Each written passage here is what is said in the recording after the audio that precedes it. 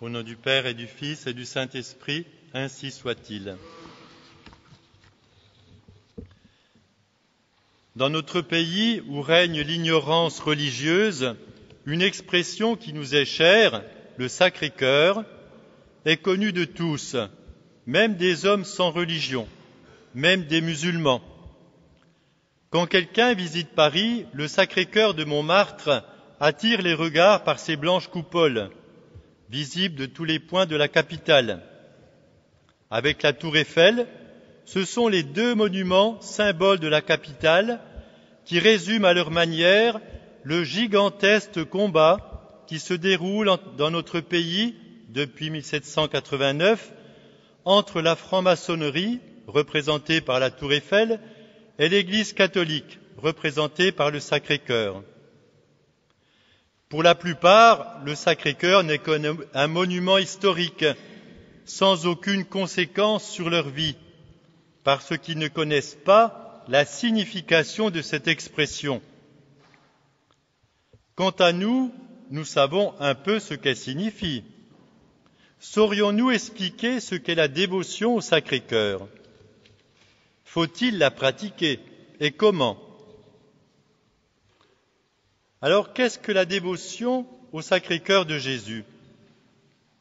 Il y a environ 350 ans, notre Seigneur Jésus-Christ apparaît à une religieuse de la Visitation, sœur Marguerite Marie, à Paray-le-Monial.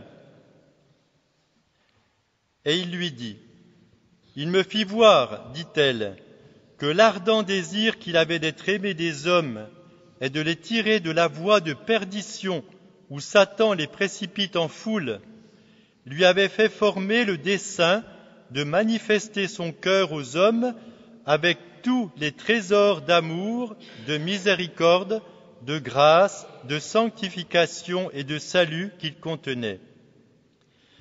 Pour avoir part à ces divins trésors du cœur de Dieu, il faut l'honorer sous la figure de ce cœur de chair. » Et notre Seigneur énumère ensuite les promesses de grâce et de bénédiction pour ceux qui rendront hommage à l'image du Sacré-Cœur. Jésus veut donc qu'on l'honore sous la figure de son cœur. Et dans une apparition précédente, il avait dit à sainte Marguerite Marie qu'il l'a choisie pour répandre ses trésors de grâce parmi les hommes. Et sainte Marguerite Marie s'acquittera avec courage et persévérance de sa mission jusqu'à sa mort. Notre Seigneur lui fit voir les merveilles inexplicables de son pur amour et jusqu'à quel excès il l'avait porté d'aimer les hommes. Mais il n'en recevait en retour que des ingratitudes et des méconnaissances. Cela lui était beaucoup plus sensible que tout ce qu'il avait souffert dans sa passion.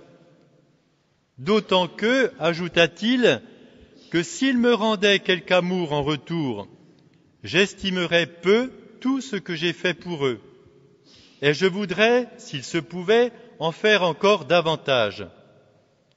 Mais ils n'ont que des froideurs et du rebut pour tous mes empressements à leur faire du bien.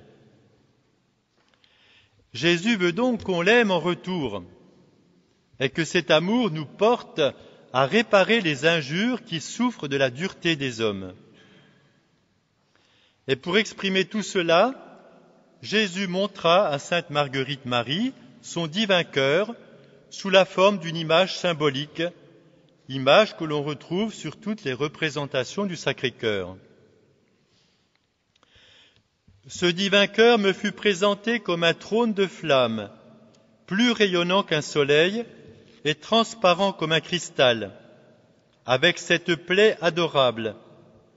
Il était environné d'une couronne d'épines qui signifiait les piqûres que nos péchés lui faisaient, et une croix au-dessus qui signifiait que dès les premiers instants de son incarnation, la croix y fut plantée. On peut dire que la dévotion au Sacré-Cœur de Jésus est la dévotion à l'amour de Jésus pour nous, sous la figure sensible de son cœur de chair.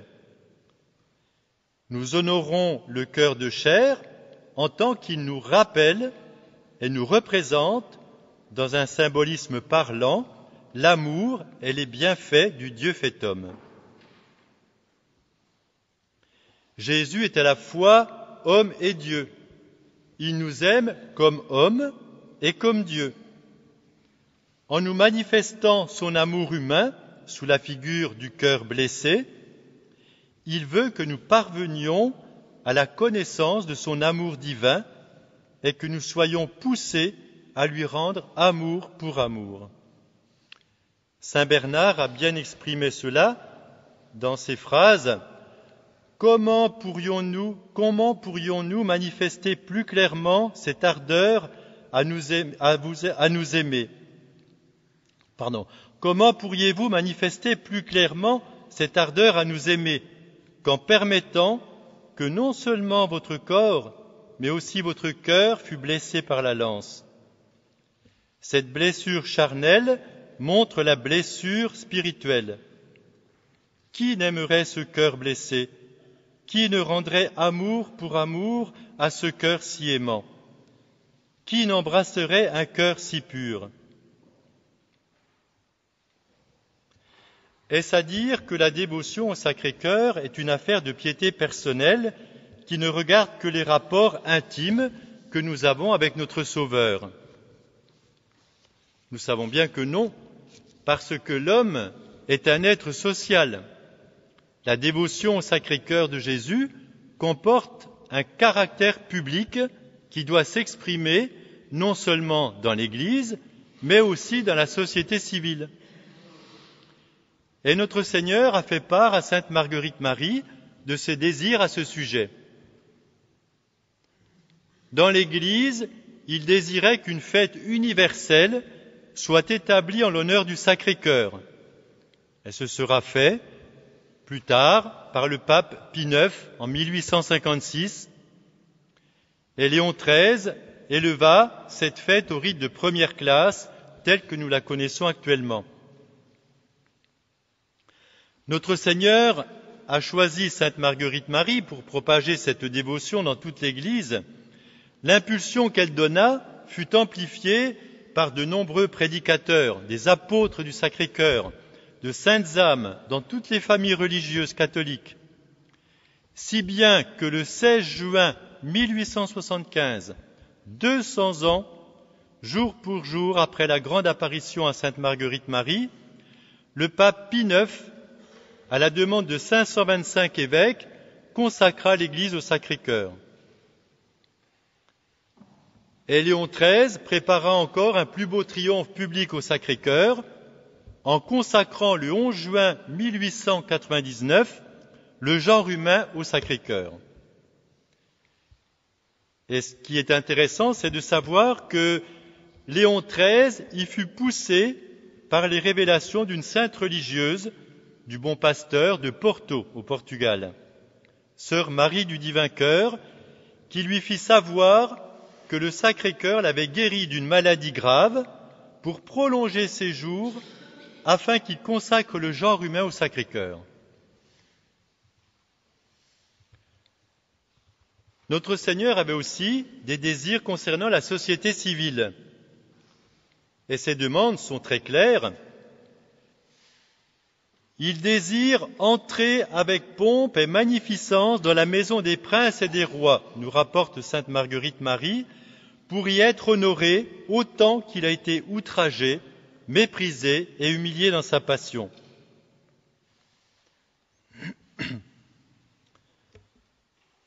En 1689, donc un petit peu après la grande apparition qui concerne la révélation du Sacré-Cœur, notre Seigneur demande que Louis XIV se consacre au Sacré-Cœur, qu'il l'honore publiquement, qu'il lui bâtisse une chapelle et qu'il fasse mettre son image dans les armes royales et sur les étendards pour les rendre victorieuses de tous ses ennemis. En résumé, notre Seigneur veut que la France, fille aînée de l'Église, répande par son roi la dévotion au Sacré-Cœur dans le monde entier, et s'il est fidèle à accomplir ses demandes, le Sacré-Cœur lui promet la victoire sur tous ses ennemis, extérieurs et intérieurs. Alors nous savons qu'aucune de ces demandes ne fut réalisée.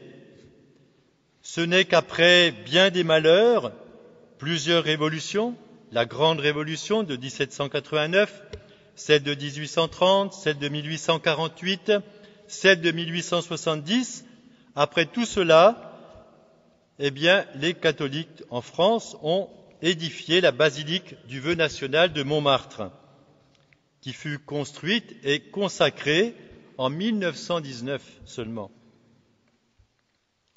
Des consécrations partielles de la France ont eu lieu, mais jamais par le chef d'État et au nom de tout le pays. Quant à l'emblème du Sacré-Cœur, qui avait été demandé à Louis XIV, elle sera de nouveau demandée par notre Seigneur, une nouvelle tentative, par l'intermédiaire de Claire Ferchaud, pendant la Grande Guerre, la guerre de 14, en 1916. Donc il y a toutes des lettres qui ont été envoyées par Claire Ferchaud. Elle obtiendra une audience auprès du président de la République, Raymond Poincaré, qui semble touché par la grâce et qui promet finalement de faire cela, mais finalement, vaincu par l'incrédulité et puis par le respect humain en face des députés francs-maçons, il ne fera rien. Alors depuis, il y a bien sûr beaucoup de choses qui ont été faites, mais pas tout ce que notre Seigneur avait demandé, et il ne faut pas s'étonner si la France va de mal en pis. Alors, pour ce qui nous concerne personnellement, faut-il pratiquer cette dévotion et comment la pratiquer? Ne peut-on pas faire l'objection suivante? Tous les grands saints ont, bien avant sainte Marguerite Marie, puisé dans le cœur de Jésus les trésors de grâce et d'amour qui les a conformés à leur maître bien-aimé, en commençant par saint Jean, sainte Marie-Madeleine, saint Paul, qui nous a laissé l'hymne à la charité, puis dans la suite des siècles, saint Augustin, saint Bernard, saint François d'Assise, etc.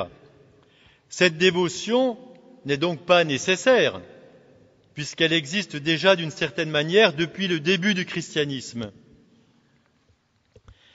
Sainte Gertrude, qui a vécu au XIIIe siècle, s'est posé cette question.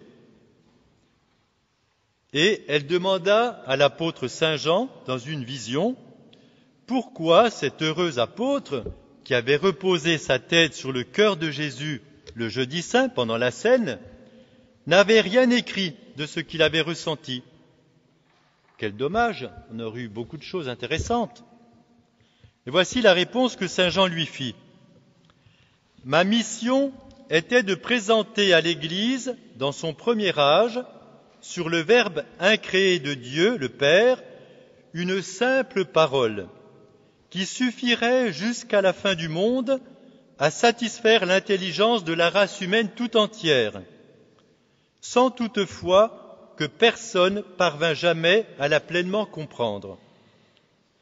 Mais de dire la suavité de ces pulsations du cœur de mon Sauveur sur laquelle ma tête a reposé, ceci a été réservé pour les temps actuels, afin que, en entendant ces choses, se réchauffe le monde vieillissant et dont l'amour s'alanguit. Et c'est ce que confirme sainte Marguerite Marie 4 siècles plus tard.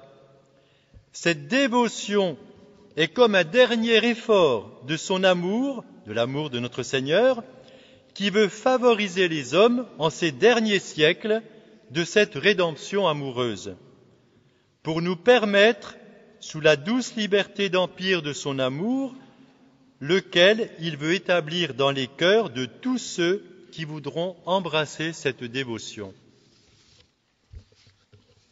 Il y a donc une volonté divine de réserver cette dévotion pour la fin des temps.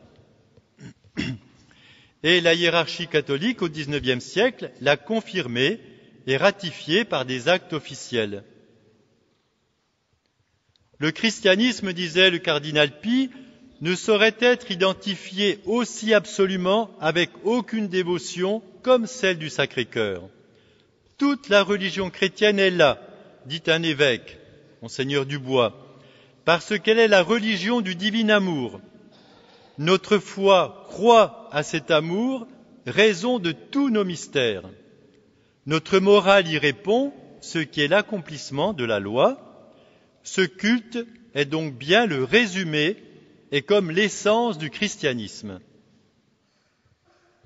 Et enfin, Léon XIII, dans l'encyclique qu'il a faite pour annoncer son intention de consacrer le genre humain au Sacré-Cœur de Jésus, « Voici qu'aujourd'hui, un nouveau signe s'offre à nos yeux, signe d'espoir, signe tout divin, le Sacré-Cœur tout rayonnant au milieu des flammes.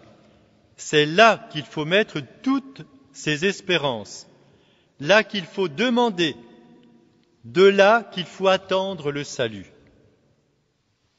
Cette dévotion est donc absolument nécessaire à notre époque si nous voulons nous sauver. Alors, comment faut-il la pratiquer ? Il y a bien sûr toutes les pratiques que notre Seigneur a fait connaître à Sainte Marguerite Marie, l'heure sainte, la communion des 9 premiers vendredis du mois, honorer l'image du Sacré-Cœur. On a depuis toutes sortes de prières, les litanies de Sacré-Cœur. Mais on peut dire avec le cardinal Billot que l'intronisation